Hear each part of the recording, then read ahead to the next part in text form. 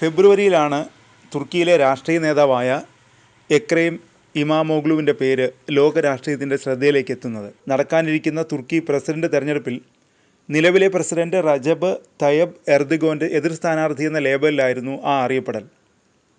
President സ്ഥാനാർത്ഥിയാകാൻ എക്രെം Imamoglu പത്രിക സമർപ്പിച്ച് മണിക്കൂറുകൾക്കുള്ളിൽ അദ്ദേഹത്തിനെതിരെ തുർക്കി അന്വേഷണം പ്രഖ്യാപിച്ചതോടെ ലോക രാഷ്ട്രീയ നിരീക്ഷകരും സംഭവങ്ങൾ ശ്രദ്ധിക്കാൻ തുടങ്ങി. ഇസ്താംബുൾ മേയറായി സേവനമനുഷ്ഠിക്കുന്ന എക്രെം ഇമാമോഗ്ലുവിൻ്റെ ബിരുദം വ്യാജമാണെന്ന ആരോപണത്തിലായിരുന്നു അന്വേഷണം. തുർക്കിയുടെ ഭരണഘടന പ്രകാരം പ്രസിഡന്റ് സ്ഥാനത്തേക്ക് മത്സരിക്കുന്നവർക്ക് ബിരുദം നിർബന്ധമായതിനാൽ ഈ അന്വേഷണം ഇമാമോഗ്ലുവിന് ഏറെ നിർണായകമായി മാറി.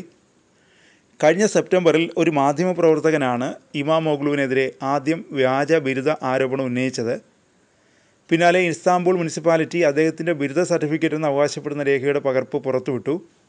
ഇസ്താംബുൾ സർവകലാശാലയിൽ നിന്ന് 1995 ഇമാമോഗ്ലു നേടിയ ബിസിനസ് മാനേജ്മെൻറ്റ് ഡിപ്ലോമയുടെ സർട്ടിഫിക്കറ്റാണിതെന്നാണ് ഇസ്താംബുൾ മുനിസിപ്പാലിറ്റി പറഞ്ഞത്. 2019 എക്രെം ഇമാമോഗ്ലു ഇസ്താംബുളിൻ്റെ മേയറായത്. ഇതിനുശേഷം 2024 അദ്ദേഹത്തിന് ഭരണ തുടർച്ച ലഭിച്ചു. തുർക്കിയുടെ പ്രസിഡൻ്റായ റജബ് തയ്യബ് എർദോഗൻ തുടർച്ചയായി ലക്ഷ്യമിടുന്ന പ്രതിപക്ഷ നേതാക്കളിൽ ഒരാളാണ് ഇമാമോഗ്ലു. തുർക്കിയുടെ ഉന്നത തെരഞ്ഞെടുപ്പ് സമിതിയിലെ അംഗങ്ങളെ അവഹേളിച്ചുവെന്നാരോപിച്ച് 2022 ഡിസംബറിൽ ഇദ്ദേഹത്തിന് 2 കൊല്ലവും 7 മാസവും തടവ് ലഭിക്കുകയും രാഷ്ട്രീയത്തിൽ നിന്ന് വിലക്കുകയും ചെയ്തിരുന്നു. എന്നാൽ ഇതിനെതിരെ അദ്ദേഹം അപ്പീൽ നൽകുകയായിരുന്നു. പക്ഷേ ബിരുദം ആരോപണം ഉയർത്തിയതോടെ പെട്ടത് എർദോഗനാണ്. മാർച്ച് 19 ഇസ്താംബുൾ മേയർ എക്രെം ഇമാമോഗ്ലുവിനെ അറസ്റ്റ് ചെയ്തത്. കസ്റ്റഡിയിലെടുത്തതിന് പിന്നാലെ കുർഗിസ്ഥാൻ വർക്കേഴ്സ് പാർട്ടിയുമായി ബന്ധമുണ്ടെന്നാരോപിച്ച് തീവ്രവാദം ഉൾപ്പെടെയുള്ള കുറ്റങ്ങൾ ഇമാമോഗ്ലുവിനെതിരെ ചുമത്തുകയും ചെയ്തു.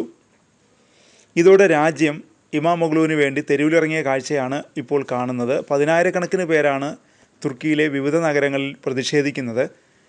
പ്രതിഷേധക്കാരെ മാറ്റുന്നതിനായി കണ്ണീർ വാതകവും പെപ്പർ സ്പ്രേയും പോലീസ് പ്രയോഗിച്ചുവെന്ന് വിവിധ മാധ്യമങ്ങൾ റിപ്പോർട്ട് ചെയ്തു. മേയറുടെ അറസ്റ്റ് രാഷ്ട്രീയ അട്ടിമറിയാണെന്ന് ആരോപിച്ചാണ് ഇമാമോഗ്ലു അനുകൂലികൾ പ്രതിഷേധിക്കുന്നത്. എർദോഗന്റെ എതിരാളികൾ എപ്പോഴും ജയിലിലടയ്ക്കപ്പെടുന്നുവെന്നും 3 വർഷത്തേക്ക് പ്രസിഡന്റ് സ്ഥാനത്തേക്ക് മത്സരിക്കാതിരിക്കാനുള്ള രാഷ്ട്രീയ തന്ത്രത്തിൻ്റെ ഭാഗമാണ് അറസ്റ്റെന്നും ഇമാമോഗ്ലു അനുകൂലികൾ ആരോപിച്ചു.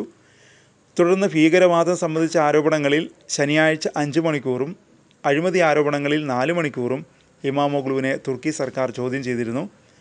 അതേസമയം തനിക്കെതിരെയുള്ള മുഴുവൻ ആരോപണങ്ങളും ഇമാമോഗ്ലു നിഷേധിച്ചു. കോടതിയിലെത്തിച്ച ഇമാമോഗ്ലുവിനെ ഔദ്യോഗികമായി അറസ്റ്റ് ചെയ്യണമെന്ന് പ്രോസിക്യൂട്ടർമാർ ആവശ്യപ്പെടുകയായിരുന്നു. അറസ്റ്റ് രേഖപ്പെടുത്തുന്നതിന് മുമ്പ് കൊള്ളക്കാരായ ക്രിമിനൽ സംഘത്തിന് ഇമാമോഗ്ലു നേതൃത്വം നൽകിയിരുന്നുവെന്നും പ്രോസിക്യൂട്ടർമാർ ആരോപിച്ചിരുന്നു. തുടർന്നാണ് ഇമാമോഗ്ലുവിനെ തുർക്കി പോലീസ് അറസ്റ്റ് ചെയ്തത്.